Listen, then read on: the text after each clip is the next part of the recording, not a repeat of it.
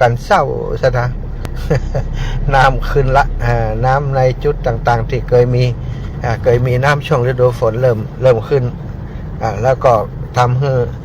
สัตว์ครึ่งบกครึ่งน้ำเนาะพวกกบเขียดอึ่งอ่างก็เลยได้วางไข่เพื่อนก็ออกมาห้องกันเศร้านะนอนฟังเสียงกบเสียงเขียดเสียงอึ่งอ่างกันค่ำคืนนี้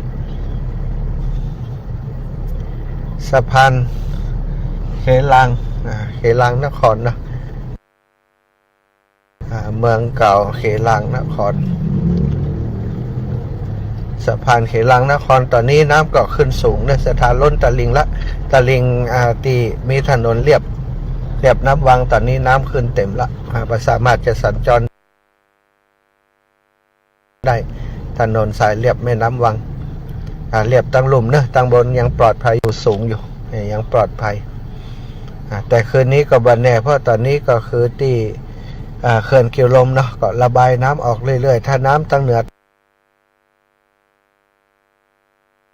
เติมมาปริมาณน้ำที่ถูกปล่อยออกก็จะเยอะขึ้นก็ต้องระวังเนาะ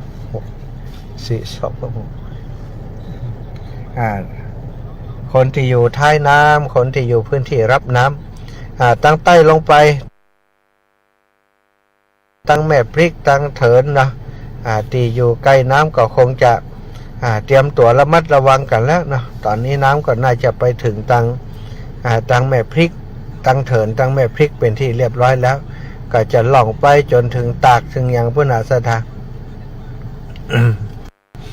คนที่อยู่ตั้งหลุมน้ำเนอะอยู่สายน้ำวังของเราสายน้ำจางนี่ก็ขึ้นสูงตอนนี้ประกอบกับมีการปล่อยน้ำออกจากอ่างเก็บน้ำหลายจุดอยู่เนาะทั้งฝนในพื้นที่ที่สะสมอยู่ก็จะทำให้เกิดน้ำปริมาณน้ำสูงขึ้นหรือว่าเยอะขึ้นศรัทธาญาติโยมก็ประเมินกันตัวเนาะพอน้ำตีในแม่น้ำของเราไกลบ้านไกลจองเราก็เช็คดูตรวจดูจะไปประมาทน้ำป่าประเดี๋ยวมาเร็วมาแรงตีบ้านห้วยเป้งนะห้วยเป้งก็ตั้งแต่ตอนเจ้าแล้วนะตั้งแต่ตี 4มามีการแจ้งว่าฝนตกหนักแล้วก็น้ำป่าทะลักออกมา ท่วมถนนสายห้วยเป้งจากถนนสายห้วยเป้งเมืองปานเนาะห้วยเป้งเมืองปานนี่การสัญจรมาได้ต้องอ้อมไปตังเจียห่มอ้อมไปจังเจียห่มก็เจอที่แพะหนองแดงแหมแพะหนองแดงก็ท่วม ความจริงแพะหนองแดงอยู่ที่สูงนะสถานก็คงจะตกแถวจุดนั้นแล้วก็น้ำมันระบายบัดตันเนาะก็เลยท่วมถนนท่วมเข้าไปในหมู่บ้านที่มันเป็นที่ลุ่มต่ำแถวแพะหนองแดงบ้านต้นยางก่อนนี้นะบ้านต้นยางพี่น้องบ้านต้นยางก็เจอพี่น้องบ้านต้นยางบ้านต้นยางบ้านสีบ้านท่าส้มปอยบ้านท่าส้มปอยนี่ยังไม่ได้ถามหลวงพ่อคำเตือนวัดปลอดภัยอยู่ก่อนก็น่าจะบัดถึงแต่ดูระดับน้ำแล้วมันน่าจะถึงทางวัดแต่ว่าถึงแถวติดริมน้ำนะที่ได้รับความเสียหายตำบลต้นทองชัยประกาศเป็นพื้นที่ภัยพิบัติหลายหมู่บ้านแล้วขณะนี้นี่ก็ต้องติดตามสถานการณ์กันอย่างใกล้ชิดค่ำคืนนี้ก็คงจะมาได้รับได้นอนละคนที่มีบ้านอยู่หิมน้ำเนาะดูแล้วสถานการณ์ก็จะมีฝนตกสะสมและจัดฝนตกมาเรื่อยๆที่ลำปางของเราในค่ำคืนนี้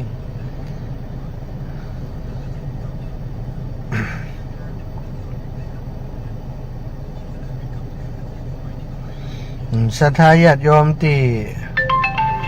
ติดตามเนาะติดตามได้สดอยู่ในขณะนี้นะมีหลายท่านก็ได้ถามได้เช็คมาว่าตอนนี้อาตมาภาพยังฮับบริจาคสิ่งของต่างๆก็เสื้อผ้าอาหารแล้วก็อุปกรณ์การทำความสะอาดต่างๆเนาะฮับอยู่ก็ยังฮับอยู่เนอะฮับอยู่เสื้อผ้าน้ำดื่มอาหารต่างๆถ้าภัยที่ จะมอบผ่านอาตมาแล้วก็สามารถโทรมาแจ้งมาได้โทรมาทักที่Facebook ของอาตมาก็ได้หรือว่าถ้ามีเบอร์โทรเนาะเบอร์โทรของอาตมาก็โทรมาสอบถามได้ทักมาในข้อความใน Facebook ของอาตมาก็ได้ตอนนี้ยังฮับอยู่นะก็จะเน้นในส่วนของอุปกรณ์ที่จะนำไปทำความสะอาดเช่นไม้กวาดนะไม้กวาดกาติคุดินโกยดินแล้วก็เป็นแปลงเนาะแปลงที่มีด้ามหรือว่าอย่างใดก็แล้วแต่เนาะแปลงที่ศรัทธาญาติโยมสามารถจะหามาได้อุปกรณ์ทำความสะอาดต่างๆทำความสะอาดห้องน้ำกาน้ำยาล้างห้องน้ำเนี่ยใดเนอะก็สามารถเอามาส่งหรือว่าแจ้งมาถ้ามีเยอะถ้าอยู่บักไก่อาตมาก็จะไปฮับเอาก็เป้าหมายจะเดินทางไปที่เชียงรายวันที่21ซึ่งตอนนี้ก็บันแน่ใจสถานการณ์ว่าลำปางจะเป็นอย่างไรเนาะถ้าลำปางนักหนาขึ้นมาก็อาจจะระดมความช่วยเหลือดูแลที่ลำปางเฮียก่อนส่วนตังพุ่นก็จะต้องไปในภายหลังถ้าปัญหาตังลำปางนักแต่ตอนนี้ดูสถานการณ์ไปก่อนเนอะตังลำปางวันพรุ่งนี้ก็คงจะดูว่าจะมีมวลน้ำเข้ามาเพิ่มก่อนของแม่น้ำวังและแม่น้ำสายอื่นๆตังแม่พริกตังสายใต้ก็เจอปัญหาซบปราบเสริมงามแม่พริกนี่ช่วงนี้ก็คงจะต้องระวังเหมือนกันเนาะระวังไว้ระวังตัวไว้ไผ่อยู่ใกล้น้ำไกลอย่างเอาของขึ้นที่สูงไว้ก่อนเพื่อความปลอดภัยในชีวิตและทรัพย์สินเป็นไปได้ถ้าบ้านอยู่หิมน้ำก็นอกจากเอาของขึ้นไว้ที่สูงก็ควรที่จะหาที่นอนที่พักสำรองไว้ในกรณีที่น้ำขึ้นมาจะเป็นบ้านเปื่อนบ้านปี่บ้านน้องที่เปิ้นอยู่สูงเนาะเพื่อความประมาทถ้าเกิดปัญหาอย่างขึ้นมาเนี่ยศูนย์ป้องกันหรือว่าการช่วยเหลือมันทำงานบัดตันเขาก็ต้องช่วยเหลือตัวเองก่อนเด้อพี่น้องตั้งสายใต้สายลุ่มลงไปตั้งซบปราบเสริมงามเนาะเสริมงามซบปราบแล้วก็เถินแม่พริกนะไล่ลงไประวังเด้อขอช่วยกันระมัดระวังไว้เอาละศรัทธาญาติโยมไปตรวจสอบดูปริมาณน้ำก็ประเมินดูก็ยังน่าเป็นห่วงอย่างที่บอกไปเดี๋ยวก็จะได้ไปเข้ารายการแจ้งให้ศรัทธาญาติโยมที่เป็นแฟนรายการได้รับทราบสถานการณ์ของน้ำที่น้ำแม่วังที่ตัวเมืองลำปางเนาะพี่น้องตั้งลุ่มจะได้ระวังเนื้อตั้งเสริมงามตั้งซบปราบตั้งเถินตั้งแม่พริกฮอดไปจนถึงปุ่นจังหวัดตากอย่างปุ่นนะ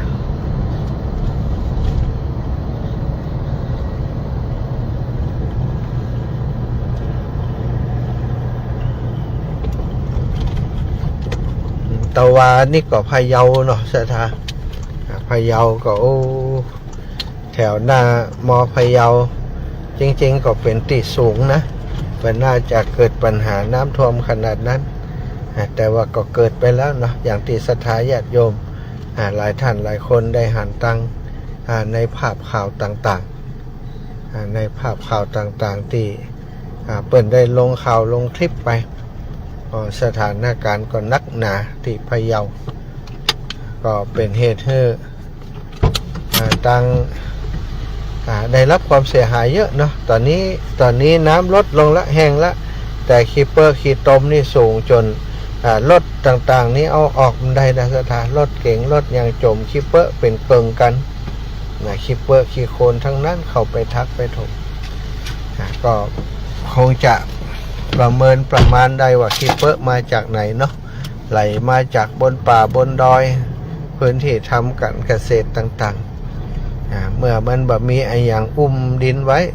ฝนตกมามันก็สะล้างดินลงมา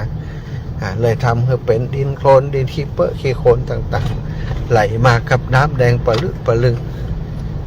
ตอนนี้ทางพะเยาก็แห้งแล้วแต่สถานการณ์ก็คือความเดือดร้อนก็ยังรุนแรงอยู่ต้องมีการระดมความช่วยเหลือไปช่วยเนาะเอาเครื่องมือไปช่วยยกรถยกรางเปิ่นรถจมน้ำไปก็เสียหายแล้วสถานลักหมื่นนี่เอาไปอยู่เนะรถจมน้ำเนี่ย ทุกระบบเสียหายไปหมด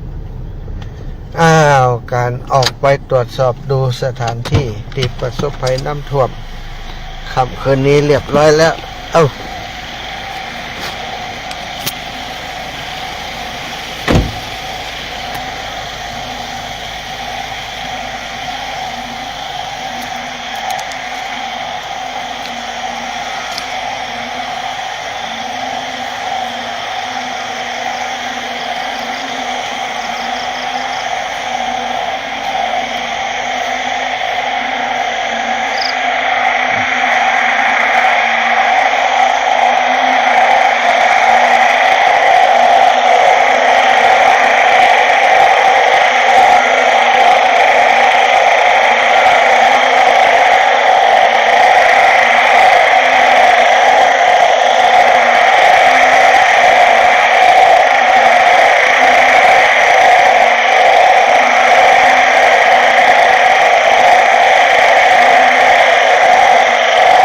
เสียงเพลงจากธรรมชาติ สรุปแล้วมันเสียงอย่างพ้อง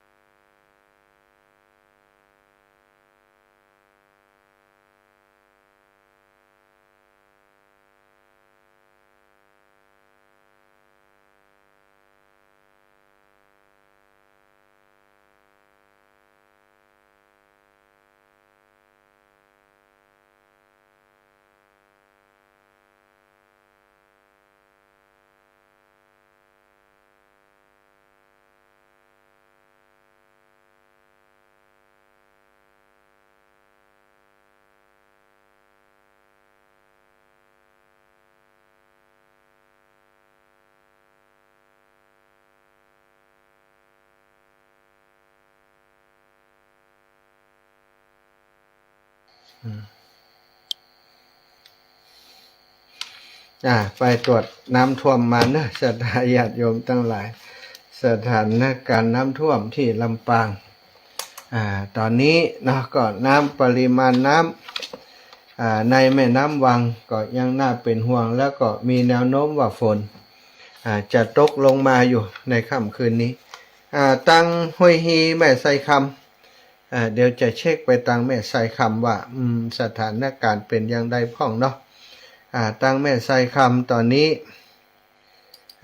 มวลน้ำน้ำมาจากทางใดแม่ไซคำนี่น้ำใหญ่ก่มผ่านนะมาจากทางใดน้ำท่วมแม่ไซคำห้วยฮีว่าอันเดี๋ยวจะต้องเช็คถามไปตั้งโยมแม่โยมพี่โยมน้องที่อยู่แม่ไซคำเนอะเป็นอย่างไรไปมาบอกฮู้แล้วขออนุญาตเช็คแม่สายคำเดียวก่อน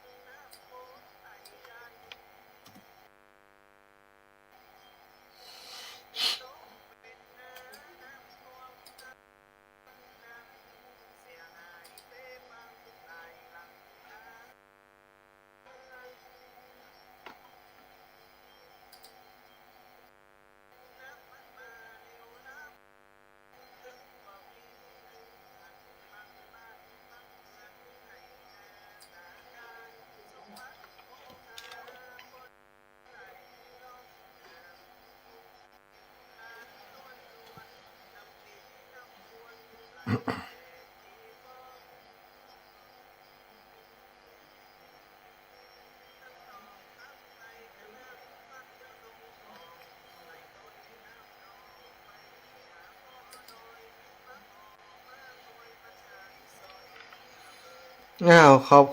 อบคุณสำหรับผู้ท่านที่ติดตามทางไลฟ์สดเนาะสถานการณ์น้ำท่วมที่ลำปางตอนนี้จะสลับ Facebook นะจะออกอากาศ